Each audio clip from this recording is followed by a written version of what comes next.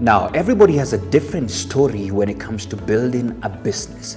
To some, it's never an easy task to partake. And to some, they have very good stories of how they started from scratch and built their empires to profitability. And that's the reason why Bizna Kenya and MC Moments have partnered to bring you Biz Talks. Biz Talks. And here we shall be hosting mentors, people who have gone ahead of us, people who have created these empires, people who have also on the verge of creating these particular big businesses. And these lessons will be valuable for you, the business person, for you, the aspiring business person, the entrepreneur, so that at least you can make wise decisions when it comes to building that business. So every Friday at 8 a.m. on all business platforms, that's the Facebook and YouTube channel. All right, good morning and welcome to Biz Talks. Many thanks indeed for joining us and keeping us company. I hope from wherever you are, you're keeping yourself warm. We're still in the Nairobi winter in a way. This weather, by the way, is very unpredictable, just like the taxman. Sorry. I mean, it's just unpredictable. That was just a nice, we were just talking about what we're talking today. And guess what? Our guest is in the house today, and we have Job Wanjohi, the head of policy research and advocacy at the Kenya Association of Manufacturers. And he's here to really help us to understand what is all this happening. You know, in fact, the question that I wanted to ask today is the government taxing businesses out of business? You know, because we are hearing about these inflations. I mean, there's a time there was an introduction of a 1% minimum tax and everybody was making noise. What really is happening? And so we're going to have that conversation to know what is all these regulations that are coming on board and really affecting the bottom line and the cost of living in this country. So, but before then, Job did not wait. He jumped into what we normally call our introduction tea, and he's already serving himself because the cold could not wait. But please allow me to serve myself very quickly. Job, welcome to the show. Thank you. Thank you so much. Thank you so much. It's good to have you, and I know it's very cold. That's why I saw you already went ahead and served. Yes. I think this weather... I took some hot water for myself. Excellent. And good good tea. Good one. I love it. Yes. We want to appreciate Melvin's for really supporting us in this. I think this yeah. weather for me quite commendable. Needs a serious green tea with mint, because honestly, what we are seeing on this tax regime, my friend, it's not it's not something to joke with. By the way, yes. You know, before we even jump into the conversation, this Delta variant, man, is not joking with people.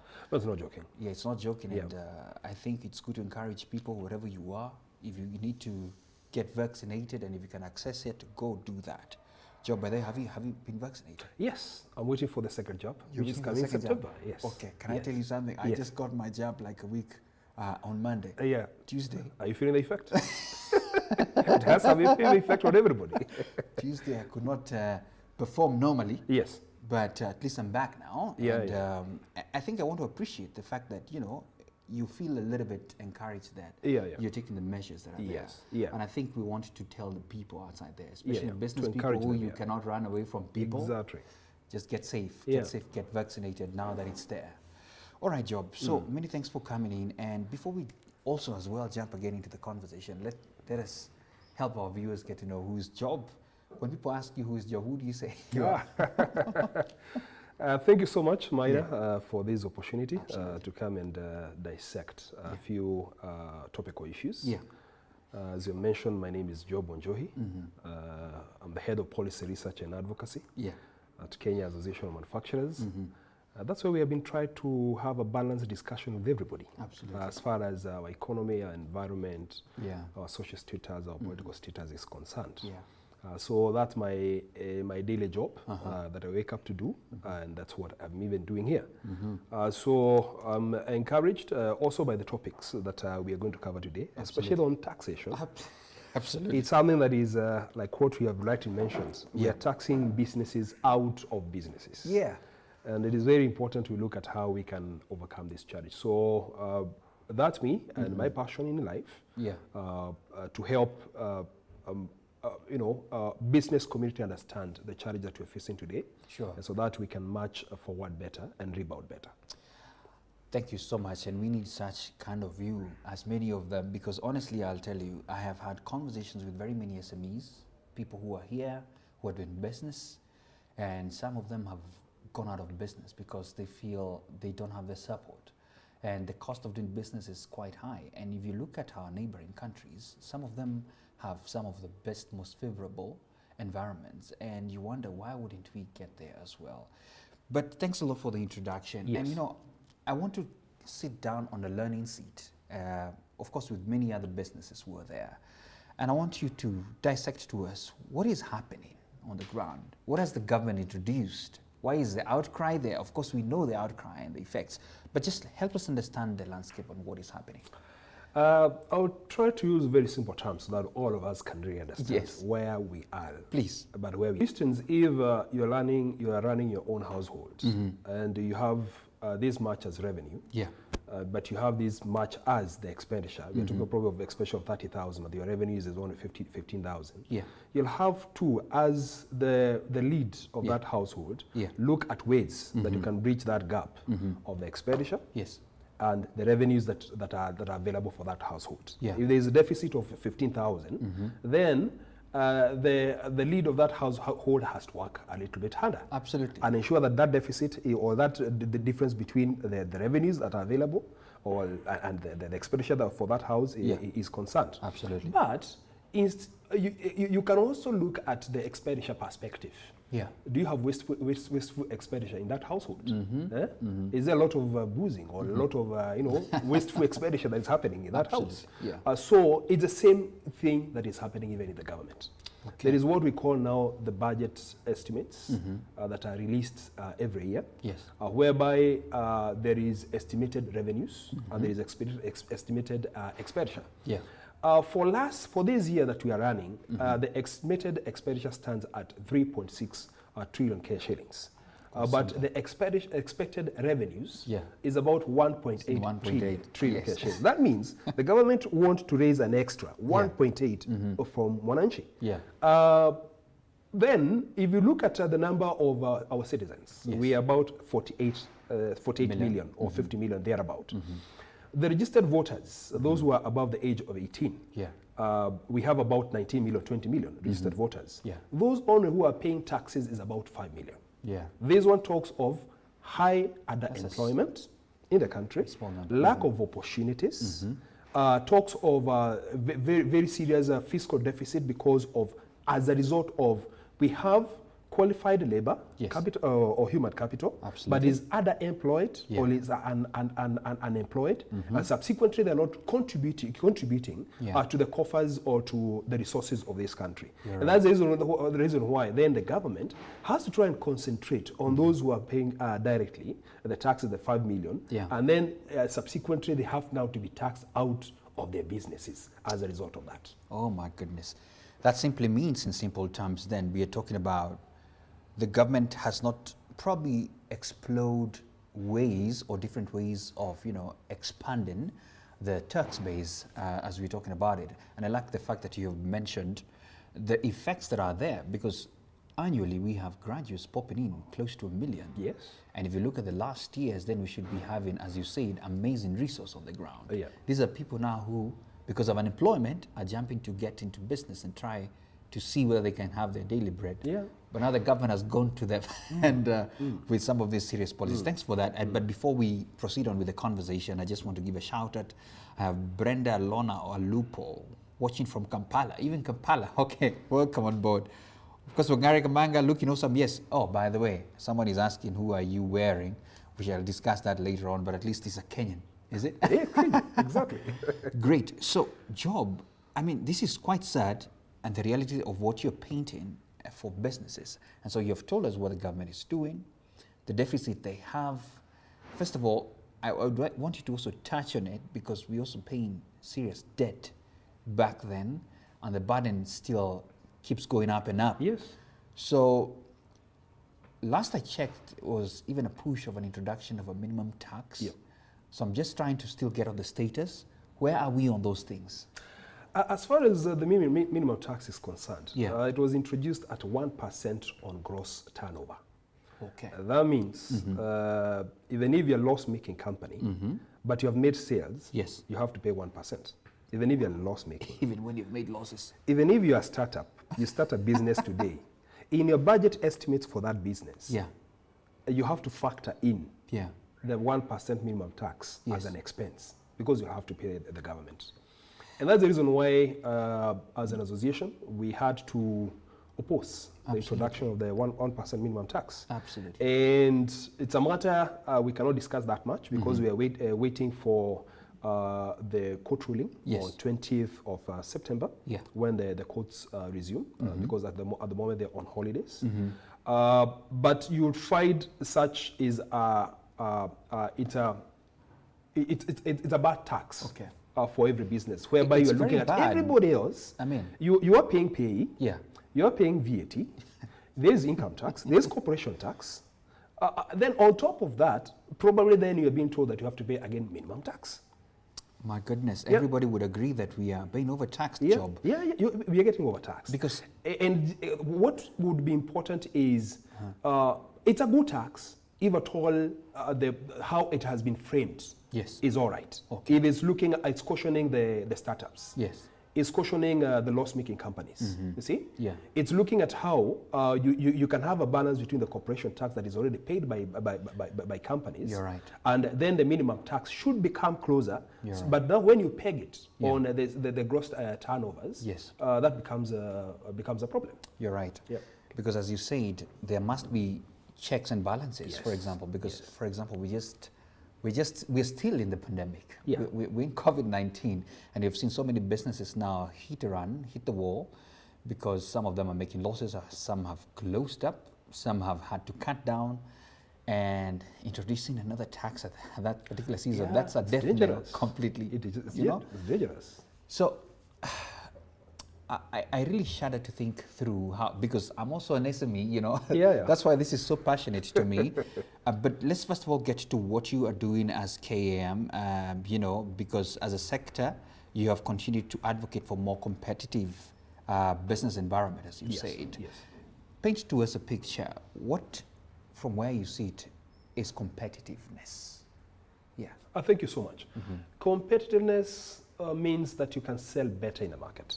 Better in the market, yes. And in a globalized system, whereby now the economy is liberalized, goods from Europe, from Asia, from Americas, they can come to Africa, they can come to Kenya and sell equally as goods that are locally manufactured. So competitiveness is a question of looking at how we can be price sensitive. Price sensitive can be looked from two angles. One is from government support through various policy frameworks that are developed, like now the fiscal policy when you talk about taxation, having fair expenditure so that we are not increasing taxes every day. But also looking from another angle of the farm level interventions. When we're talking of effective use of like water, of electricity, and we are supporting as an association companies to do what is called annual energy audits. So that subsequently they will become more competitive in the use of the inputs. But at the same time, you'll find that as they try to do this as much as possible, by ensuring that they have the best human capital, by ensuring that they are digitizing. On the other hand, you see the government comes and takes away what they have done. You see? So you find you're making 2 steps ahead at the farm level, but you're making another 3 steps behind at the policy framework level. And that's why we are encouraging the government to ensure that every intervention is being done looking from competitive perspective. When you're talking about exportation of the goods that are locally manufactured, we must do our own analysis in those markets and understand what's the pricing, what's the retail price in those international markets. If we cannot sell at those prices, then it becomes very hard to penetrate some of those markets, because people have become price sensitive. Because of liquidity issues. So one would rather say, let me just buy this product that is going for 10 bob, that is going to serve me for the next 15 days. As I get another 10 bob to buy another one. To replenish. Rather than I buy the same thing at 30 bob, which can last me for 2 or 3 months. So the government has to look at taxation issues, has to look at regulations that are really coming up now and then. You'll find they are overlapping, they're duplicated. We have one agency here or one authority here that is doing the same mandate that another one that is doing, and they are subsequently charging fee for the service that they are offering through those regulations. You're right. I mean, That's actually the baseline, because we don't want to feel as a manufacturer locally or someone who is trying to do business that the importation coming in are coming here at a price I can't even get. Yeah. And the reason why my price cannot compete with them, as you've said, is because these guys are bringing in things and they're not being hit hard like we are here right now, because I feel like we're already suffering as we're speaking. Yes. Let me appreciate Alonso as well, who's watching. Thanks a lot for watching it. And wherever you are, let us know where you're watching us from. We want to really as well engage. And you know, the quick question is this: what do you feel? Is the government really supporting SMEs and MSMEs and even just businesses here in this country, even in the manufacturing sector? We have Job Wanjohi here, who is really as well feeling us and trying to help us understand in this. By the way, Job, let me ask you, what value would it have for consumers if we had a level playing ground when it comes to competitiveness? It has multiple benefits. Yes. For instance, if the trade is not leveled between locally manufactured and what is imported. Yes. And we're talking about a level playing field from having substandard goods coming to the country, having contraband goods coming to the country, counterfeited goods coming to the country, undervalued, undercustomed. Yes. All that looks at the level playing field. Yeah. It has benefits. For instance, when you talk of substandard goods. Yeah. In the country, we are following the Kenyan or EAC standards for making goods locally. Absolutely. But what is being imported is substandard. It has some health concerns for consumers. Absolutely. It has some quality and durability concerns for consumers. You're right. That's the reason why they have to frequent the shops now and then to replenish, because either it has broken down. You see? Either it's not functioning as they wanted it to function. And some of them can be hazardous at home. Yes, it can be hazardous at home. So it's good we look at that level playing field. Yes. Even from the angle of industrialization perspective. You find that there are people who are shying away from joining manufacturing. Because they're feeling that they're likely to struggle for very many years before they either break even or even they're able to make the profits. You're right. For instance, if you're making a product and there is overregulation in the country, there's overtaxation in the country, and probably the same product is coming, you only pay import duty and probably VAT at the port, nothing else that you're likely to pay. You find then taxation also affects now the manufacturer themselves, as also consumers of the raw materials that are getting imported. So if you look from those angles, you find that it's not only consumers that are affected by the lack of level playing field, but also even manufacturers themselves or even the private sector. They're affected. Absolutely. Thanks so much for putting it that way. Let me jump into the perspective of where we are, you know, as a nation. I know I tried to juggle up because of some of the researches that I've done, because I feel like we are not at par with other nations in terms of support. And I just wanted to get your opinion. What's your perspective about the taxation regime in this country? What's your perspective? The taxation regime in this country is unpredictable. And it is not fair. That's a very bad place to be. Yes, a very bad place to be. And the reason I've used those two words, that is not predictable, is not fair. Initially, I had some statistics I gave, whereby I said, we have only 5 million Kenyans paying taxes. Absolutely.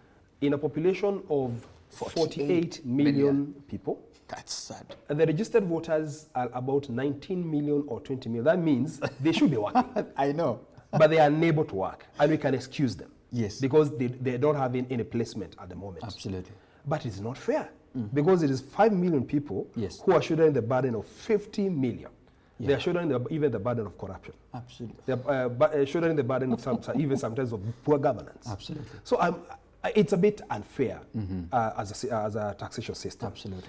Predictability is a question of when we are passing acts of parliament from bills, you find that the public participation is wanting. For instance, now we have excess duties that have been introduced on resin. Resin is used in making paints. It's very nice, making paints. And you'll find that the 10% excise duty was not discussed anywhere with manufacturers, with the consumers, but it has been introduced. They just brought it in. On the imported, on imported resin. Subsequently, what now is going to happen, the paint manufacturers, the users, that means you're now talking from the manufacturers up to the users. Absolutely. If manufacturers are unable to shoulder the 10%, it's going to be passed down to the users. And now unpredictability is out of, this never went through the public participation. So, you're right. It's an unfair system. Big question. And we are looking at how each and everybody is going to be involved in policy-making processes in this country so that they contribute to fairness and to equality and to predictability. I love it. And I like the way you've put it. I can't even put it better, because the unpredictability part of it is actually what is most shocking, because, you know, you never know. Tomorrow, some other regulation might just be passed there and it's passing out there. And especially for the SMEs as well, because, you know, you get hit left, right, and center with something that just popped up, and then you suddenly have to raise the cost of your goods. And then your consumers, they think maybe you're eating up from them. Somebody else who had piled more stock will still owe your customers first. And so it's a bit wavering in a way. It is. So let me ask you with this. From where you sit, which tax, from where you sit, do you consider most prohibitive, and why? One is the excess tax. Initially, excess tax was a sin tax, or only imposed on specific goods that we well know. But now you find it has been extended to other sectors. Automotive sector is paying excess tax. Okay. It's a sin tax. How? How then? It's Food and beverage sector is paying excess tax. How? Is it a sin tax? Why should you treat eating food as a sin? So it is prohibitive. That's one of them. That's actually very big. Yes. Because why is it being introduced to such commodities? Then the second one is pay as you earn. You find 30% imposition on any coin that you earn over, I think, 57,000. 30% goes to the government. And what you're left with at 70%, then VAT comes at 16%. And many other, road levy, I don't know what. So at the end of the day, you realize that the effective tax rate on an unemployed person is likely to rise to probably 45 or 50%. That means you're sharing half with the government. Government is a very serious shareholder in your salary. They're taking all the money. And you know, by the way, especially the pay part as well. I mean, it's another one that people have really complained, because, you know, there were these remedies they had put, especially during the COVID-19, and then they were just brought back as if, you know, as if the pandemic vanished, you know, without even people said there was no public participation. They survived only for 8 months. I know, 8 months only. I mean, that's not fair. That's not fair. Let me just give a shout out to a few other people who are watching. Let us know where you're watching us from, so that at least we can as well engage with you. How has this impacted you? My goodness, Lord. Quick questions as well coming in here. People talking about cooking oil and all that. I think you'll mention that later on. Let's first of all just continue on with this conversation. So based on your experience, what taxation regime should Kenya have that would allow SMEs especially to flourish? You know, we have talked about some of these prohibitive ones, but what in your perspective should we have to allow us, you know, flourish as SMEs? What would really work for SME? Sometimes I feel like the government should give even a moratorium on taxation. Yes. And, and that's the reason why you find that we have non-formalized businesses because of the fear of the taxation regime. If we can have the government encouraging SMEs, first of all, to operate with probably 1% tax on probably not on gross turnover. Pegged on income. To start with initially, pegged on the little profits that they are making. It's something that would help, and then they're exempted from these other taxation that come along the way. Because the same SMEs, the workers in them are paying payee. You see? So the SMEs, they are, if you look at their effective tax contribution, it's still there. But when you come and now look at their profit, it's not there because salaries have to be paid. They have to be paid, definitely. They have to pay for their inputs. And when the inputs are being brought for them, they're paying the VAT. So they are actually contributing towards the taxation or revenues in the country. Okay. So it's a question of now cushioning them at the bottom line. Okay. If they're making those profits, let's not touch them. For a period of probably 5 years or 7 years, we give them that moratorium or that grace period. So that once they are able to develop strong winds, we tell them that, okay, you guys, now you can fly and contribute to the growth of the nation. Which speaks a lot about startups as well, because honestly speaking, if you are imposed to start paying tax when you're just, it's more like a baby. Yes. You start telling the baby you must start running a marathon, and they're just barely a month old. Hello. You know, we need to actually really rethink this completely. Yes. Geoffrey Lemba watching, thanks a lot. Brian Morris Kiome. What is he saying? My friend just opened a small motor vehicle spare parts shop. He's not sure if he needs to install ETR or not. ETR or not, let me read more or not. What is the criteria used for one to be required to install it? I can see where the question, you can see the question within the question. It's because of tax. Yes. Because this is going to be another thing. I think you will comment on that later on. Let me just appreciate the people. Mukiri as well, watching as well. Chekumbe Emmanuel in Athi River, watching as well. Clement from Mombasa as well is watching. Thanks a lot, guys. And, you know, tell us what your view is about this whole issue that the government is introducing. Honestly, are these taxes really fair, especially for the business environment? And we are here with Joe Bonjohi, who is really helping us, you know, get to understand this. I'll call it a jargon because it's just hitting us back, and then the cost of living is just going up. So my question as well is this: how can we expand then our tax base? Because maybe there's some government officials watching and saying, you know we need to have this money. Definitely, we agree. We are loyal. We need to pay to Caesar what belongs to Caesar. Yes. But Caesar as well needs to be fair on our end so that we're not dying in the process. So what should the government do, honestly, you know, so that at least they can have this deficit? They call it deficit every time. As you put it across, the budget is in the 3-point-something trillion. Yes. We are just managing to get 1.8 trillion. We have debts. What should the government do from where you sit? Let me ask you, Minor. Yes. You're in business. Yes. You're in business. I'm in business, and I'm telling you. If today you are in an informal business and you want to formalize it, the moment you think of the taxation regime, you shy away from registering. Because the government becomes a shareholder at about probably 35% or 40%. Instantly. The moment that you register your business with the registrar of companies. Yeah, absolutely. The government becomes an instant shareholder at a rate of that 40%. So, one way of incentivizing formalization of business in this country is, first of all, to analyze our taxation regime. You're right. And ensure that it is lower than it is today. Very true. Such that now the tax rate, which is high, will now be spread across many taxpayers. Once we have guaranteed them that this is not what we'll be paying. And that will bring now equality. It's going to bring fairness in the taxation regime. And that this can be achieved through this. We don't have in place what is called national taxation policy, which we have been discussing for the last 3 years with the government. And we would like to have this policy that is now looking, an overarching policy that is now looking at how we can restructure our taxation regime as it stands today. Absolutely. Because it is oppressive. And that's the reason why you find many SMEs are not willing to register. One is saying, okay, when I make a profit, it's mine and my family.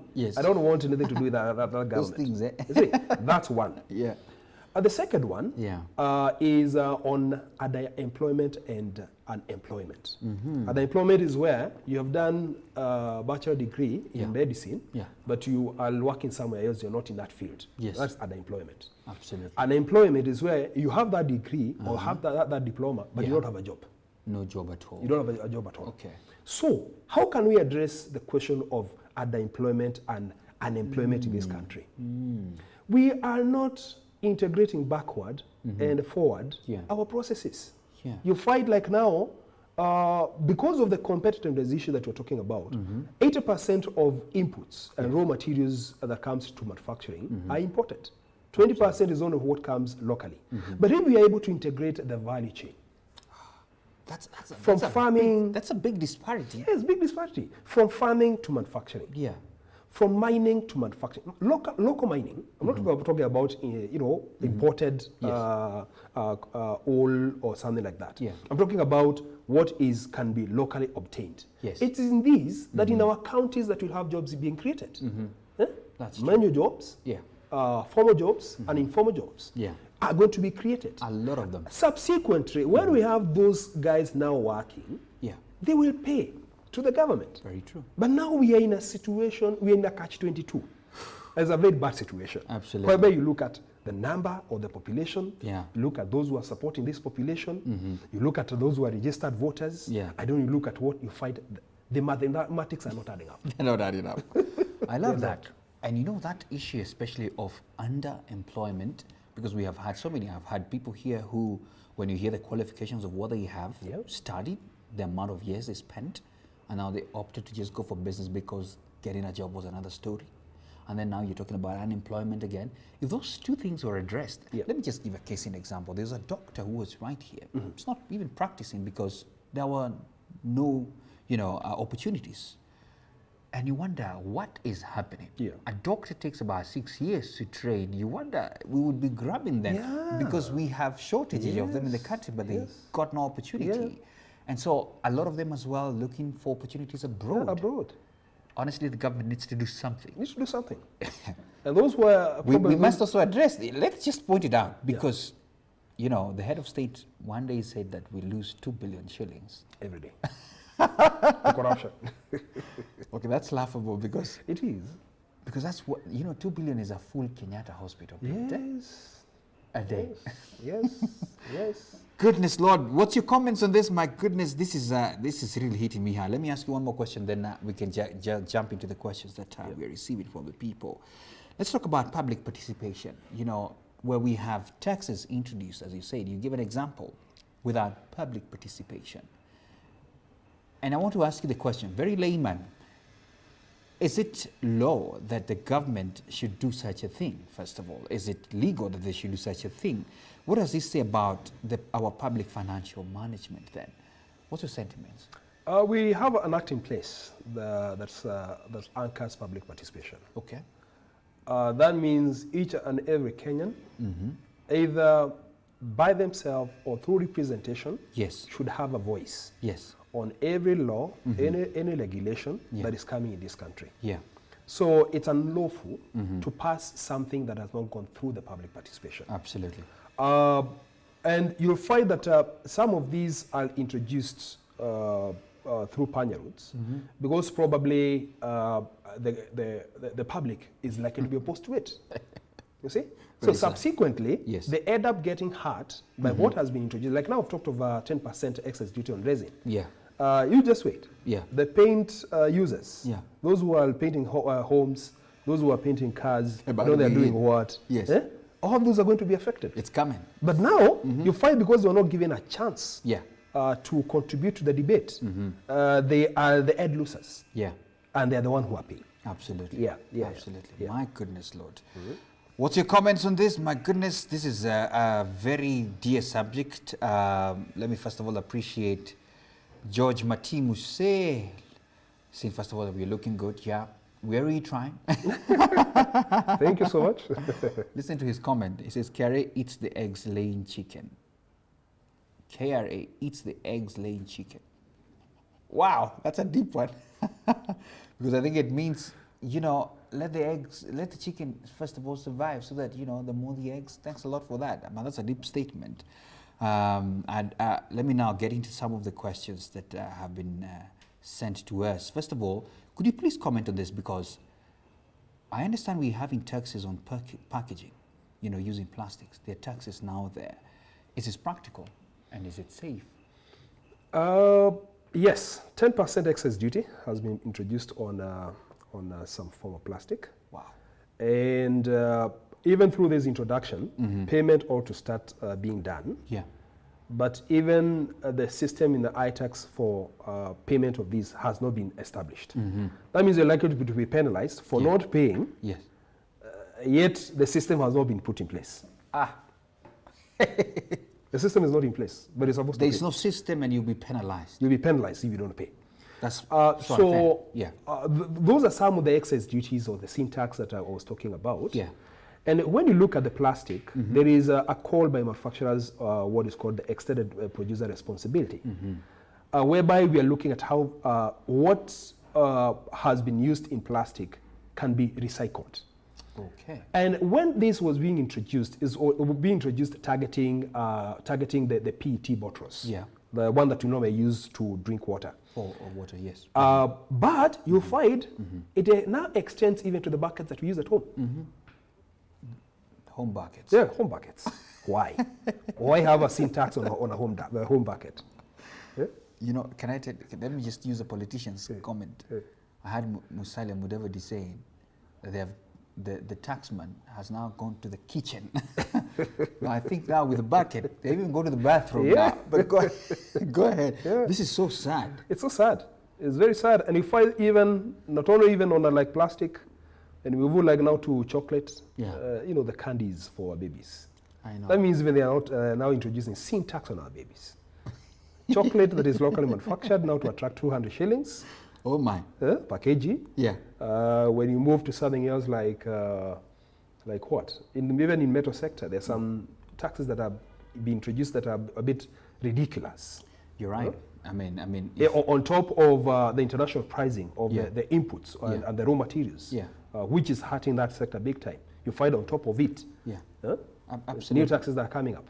And you know, it's not even just that, because they're also I don't want to use the word soft, but they're enablers of us doing business. For example, a simple thing as airtime. Now there's tax on it. Yeah. A simple thing as internet as well, because I just got extra bills coming in. And we know we can't even exhaust the levels that we have to pay from the cost of power that we've been complaining about and the likes and all those kind of things. So certainly this conversation, honestly, which I'll ask you to give us a partition or the way forward on this, we really need to get into that. Let me first of all get into some of the comments, and thanks a lot for the people who are watching. Suzanne Kamau as well in Mombasa watching, thanks a lot for that. So can we comment on this guy who's debating about introducing ETR into his spare part business because he's wondering what to do? And of course, Baron, he's watching from Seattle, Washington. Thanks a lot. So what would you have to say to him? I mean, of course, we are not saying we should not pay taxes, but I can see the debate, but I know I've put you on the spot. Please advise him. I think he falls in that category of the way you're saying that guys are shying away. You're right. To walk into to National Treasury or to walk to the doors of Kenya Revenue Authority. Yeah. Because they know the moment they walk in there, and they get into the bedroom. They get into the kitchen. They get, I don't know into where. My goodness, yes. So, one is if the business is registered. Yes. And it's transactional. Yes. In one way or the other, the government will find a way of tracing back and get back their money. Very true. If not that, we have surveillance team that is on the ground, that is looking whether you're issuing the ETRs or not. So what I would encourage is a dual strategy. Yes. Whereby such a person who is doing the spare part business, and that's where we started with, is can they get a moratorium so that they register? They don't fear the ETR. Yes. But again, if they don't have that ETR, because it's lawful to have ETR, it's unlawful not to have it. It's good for them, if at all we don't achieve that compromise, whereby we are talking about we have a moratorium on payment of this, but let's register. Yeah. Let's have a 3 years moratorium. But let's register our businesses. Let's register. And let's walk to KRA and say that we exist. We exist. We are here. We are here. Give us this time. Yeah. But this is a struggle that you're having on the ground. You're right. Give us this time, and then we'll become compliant and be able to do it together with you. And you're right, because even earlier on you said, of course there could be businesses that have existed, maybe let's say 7-10 years plus, but because of COVID, for example, they are on a serious loss-making mission. Yes. And that's a conversation a regulatory body like even KRA should come on board and say, we can see your books, we can see what you're doing, we're giving you also this time because of the season that you're in. It's not, we don't care. Because I feel like that's the attitude that is being felt, It is. We really don't care. It is. You've got to pay. It is. I mean, It's honestly, very this is not okay. Let me get to more comments here. Yeah. Cooking oil. Is there some regulation causing the increase of this price? We have the international pricing of the intermediate product that makes now the cooking oil. Yes. You find that there's one thing, unavailability. And unavailability, when we have now the demand and supply forces playing, Yes.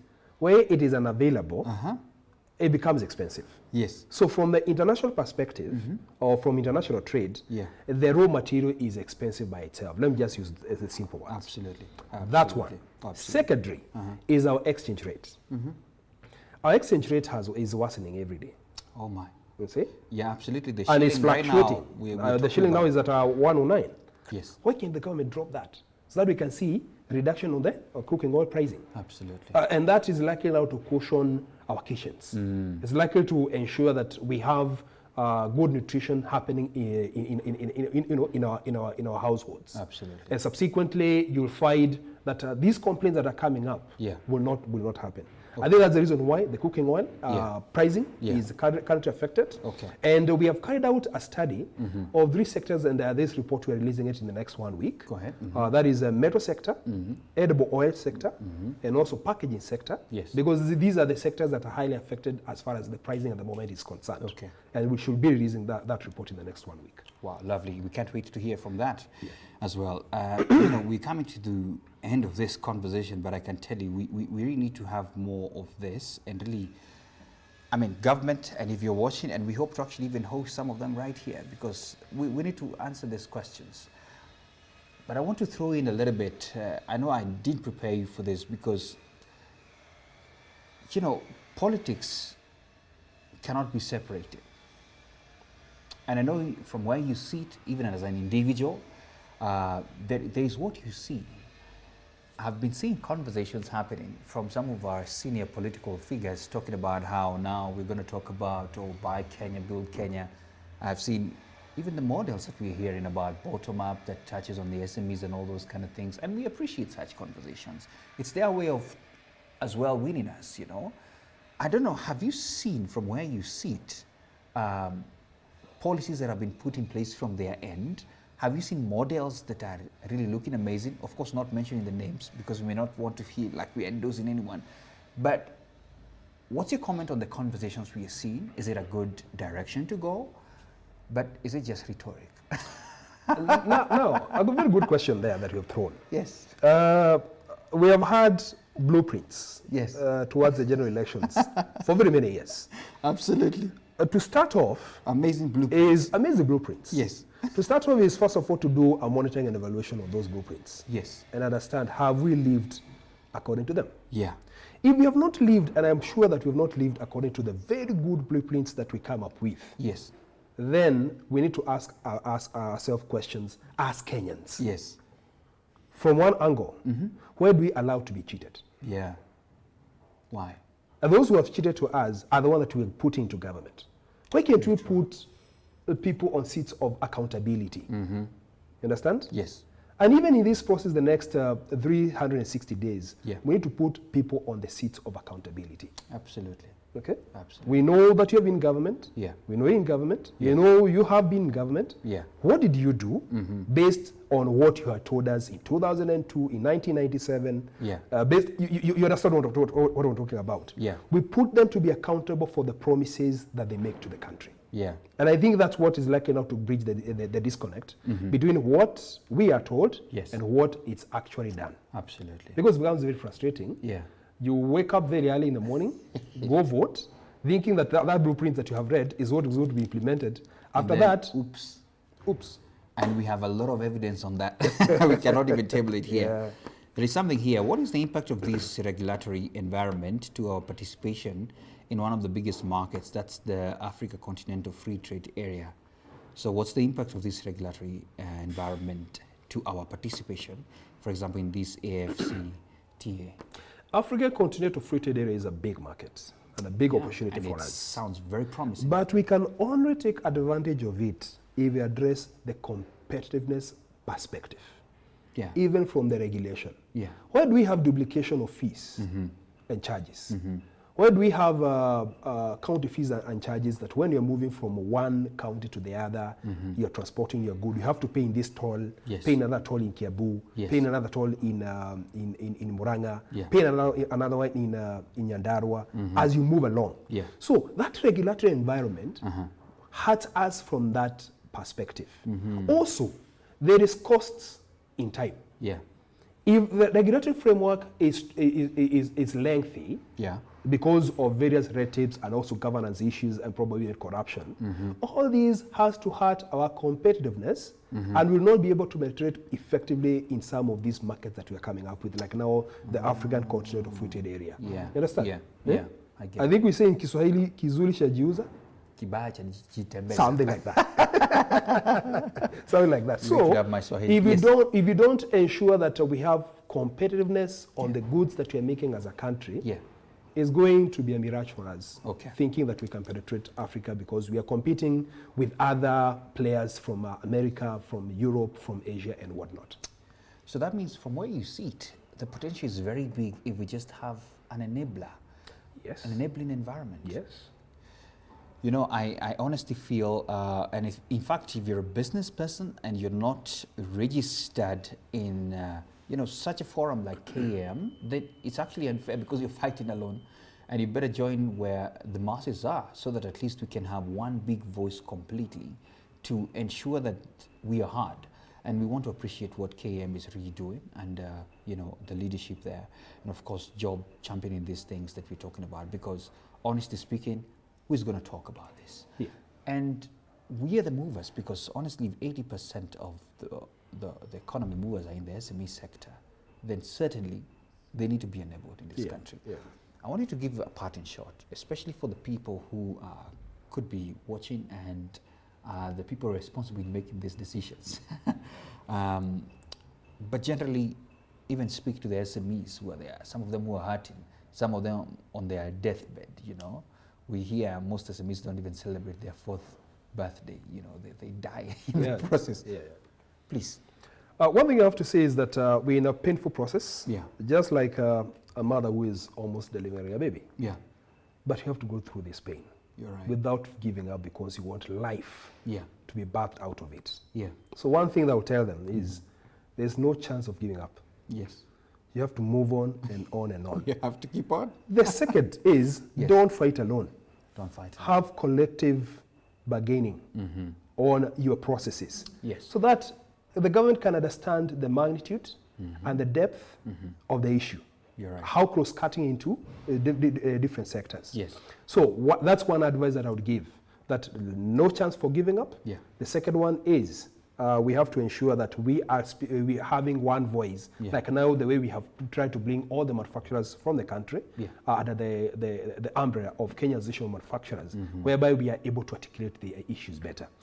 Second is we have to ensure that we are challenging the policies that the government is coming up with all times. Absolutely. For instance, we took a bold step to protect each and every player in the country against a prohibitive 1% minimum tax. But it's out of collective voice coming from different players, and we heard them. We looked at the impact on their books, and we could tell this is going to go with many jobs. This is going to go with very many investments. This is going to discourage investment, foreign and local investment in the country. So we have to ensure that also that's happening, challenging the policies that the government is coming up with. We have even a very good opportunity at the moment. I've said that we have only 360 days to move into another regime. If we have to put a regime that cares for us, it is us to first of all ask ourselves, are we getting duped? Who is duping us? Who is sincere? Probably the most sincere is the most unpopular. You never know. You're right. So we have to ensure that we bring in place the right people into the next regime so that we can continue bettering or making improvements into our country. You're right. My goodness, thank you so much. Let's challenge the minds that want to be elected. Absolutely.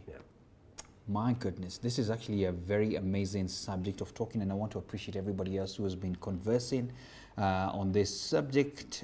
Thank you so much for all the comments. Unfortunately, we couldn't read them all and, you know, have the chance to share them all. Someone is asking what? Let me see. That, you know, you've brought out the issue of taxes in a very amazing way. What is your comment on taxes in the counties? Is that limiting expansion of business locally? I think that's a comment we better give before we close. Yes. I think, could you comment on that? Yeah. Yes.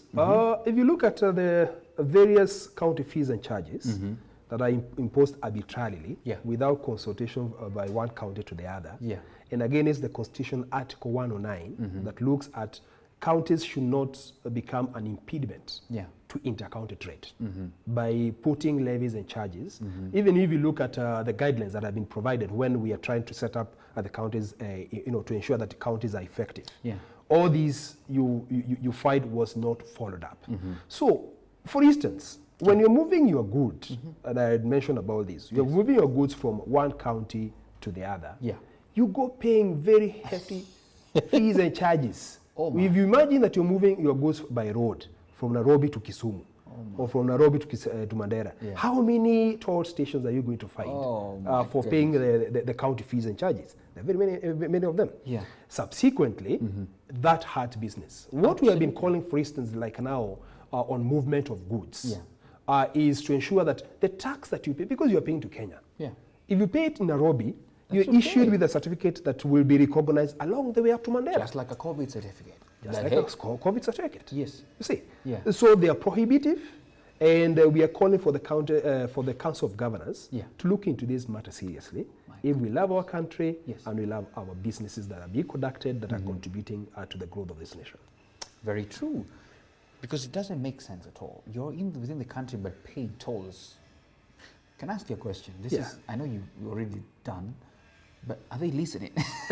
Are the Council of County Government, these policymakers, I know you've had sessions with the National Treasury, are they listening? I would say yes, they listen.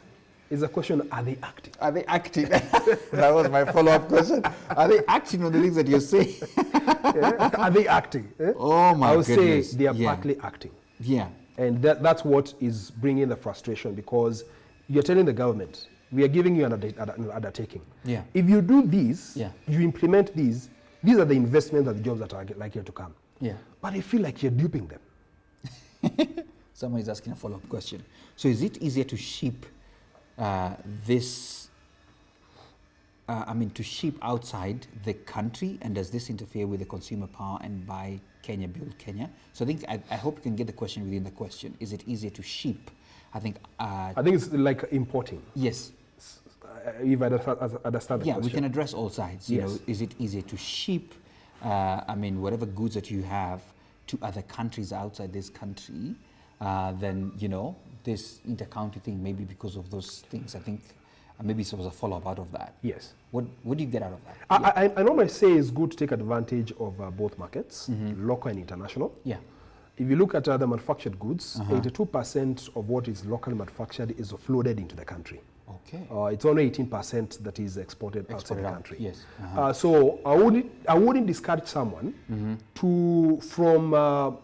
from concentrating on the local market, because it has its own advantages. You find that also in the international market is what called the non-tariff barriers. If you think of shipping your goods outside to Tanzania, you're going to get those red tapes. So it's a question of having a good balance between the local and the international market. But now that is as far as exportation is concerned. As far as importation is concerned, I normally say let's import knowledge, let's import machineries, and out of these, let's make our goods. And then we bridge the trade deficit or the trade balance that we have if you look at what is imported and what is exported. Instructively, if you look at our statistics, our import starts at about 1.8 trillion worth of Kenyan shillings.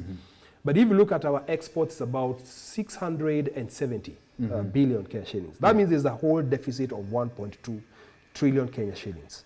There's what we call the import substitution strategy. That will only achieve it when we only import knowledge. That's what we call the knowledge transfer. Import machineries. so that we can make our goods locally, and through this you'll spur growth, job creation. I don't know you do what. All these unemployment Yes. we're talking about. Yes. You see the bridging of the trade deficit between the imports and the exports. Yeah. Huge opportunity for us. Yeah. We have like now done a study on textile and apparel that shows that we can create about 250,000 extra jobs if never of policy measures are undertaken by the government. Yeah.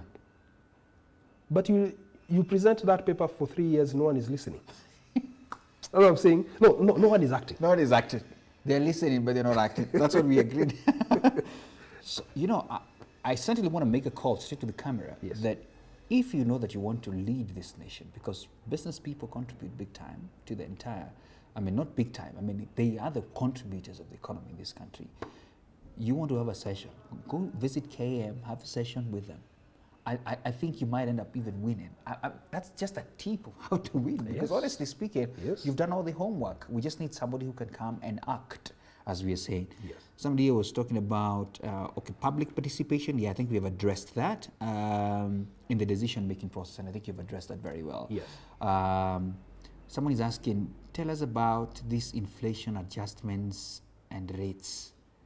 I don't know. I know you had yesterday. I noticed you also had some comments on that in a Twitch chat. Yes. Do you want to just make a final comment on that? The inflation inflation adjustment rate on accessible goods is coming up at 4.97%. What does that from mean 1st of October?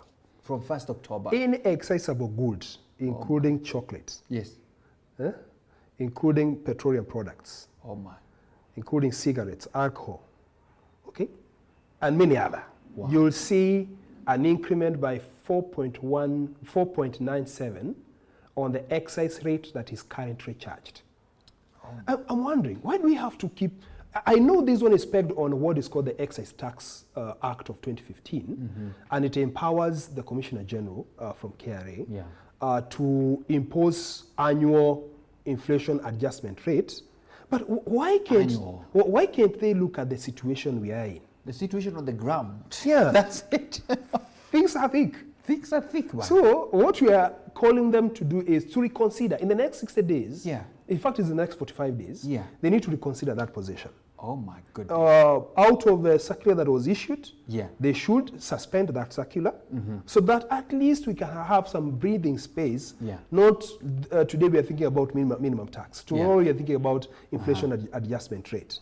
Another day we are thinking about I don't know what. Very many taxation that are coming along, excise duty. Very many taxation that are coming along the way. So let's have a breather. By not introducing the inflation adjustment rate at the moment, so that we can have the sustainability of the players in the market. Absolutely, absolutely. You can't put it better now. My goodness, sorry, I may not be able to read all the other comments. Thanks a lot, Gashi. Wow, this one I can't let it pass. I know we got a few seconds. Yes. It's a very straight one. How is KAM empowering SMEs? Maybe he's asking so he can join in. Yes. Yes. We have a fully fledged SME sector. Yeah. Whereby we have brought all the SME in manufacturing. Yes. And we advocate on their behalf. Yeah. For instance, like this morning, I was looking at an issue that has been raised at the Buy Kenya, Build Kenya by an SME. Yes. They're saying we are the only producers of this product, but we are unable to get it procured by the government. So after this, I'm only going to pick those papers, go to the Ministry of Transport, discuss it with the CS or the PS, or even the directors, and ensure that we are within the Buy Kenya, Build Kenya, as far as such a product is concerned. Absolutely. The other thing is on the policy making. At the moment, we are looking at the MSC policy 2020. And it is out of these that we will have a good policy framework that is best for manufacturing SME in the country, even if it's looking even at non-manufacturing SMEs. So I would encourage those who are not within KAM and in manufacturing to join, or even to make an inquiry. Come, visit us, and we can have a critique on our processes, on what you're thinking about us, or how can we help you. And many guys who have come asking how we can help them, end up joining and sustaining their membership with us. Thank you. There you have it. My goodness, comments still coming in. You know, whenever you come to the tail end of the conversation is when people are saying, okay, now I have my questions. Hello. Let me switch it off because we have to end. It's 9 a.m. and we need you to get back to work for now. We shall have Job come again to really, you know, help us understand where are we going. Actually, before the elections happen, I'm not calling you a prophet, but we're going to call you here to analyze these policies that are going to come, those blueprints that they have. Yes. Have they in any way put into effect some of the concerns? In fact, as manufacturers, we're coming with our own blueprints that we're going to serve to all the presidential candidates. Yes. All the gubernatorial candidates. Candidates as well. Ask them, are you going to do this or not? If you're not going to do, we are not supporting you. Oh my goodness, I can't wait for that. Yes. In fact, that I'll call you here. The process we are starting. Come let us know as well, so that at least we can also push that same agenda. Because if we are not catered for as business people, then there's no even money for them as well. Yes. You know? Many thanks for joining us. Thanks a lot for staying tuned. Of course, keep yourself safe wherever you are. COVID is still around. Get vaccinated, that's what we're saying. And a shout out for all those of you saying we have very nice shirts. Oh yeah. Shout out to One Stop Shop, absolutely, who are doing this amazing work as well for us here. And we appreciate that we are promoting Buy Kenya, Build Kenya. Thanks so much for tuning in. Bye-bye for now. See you.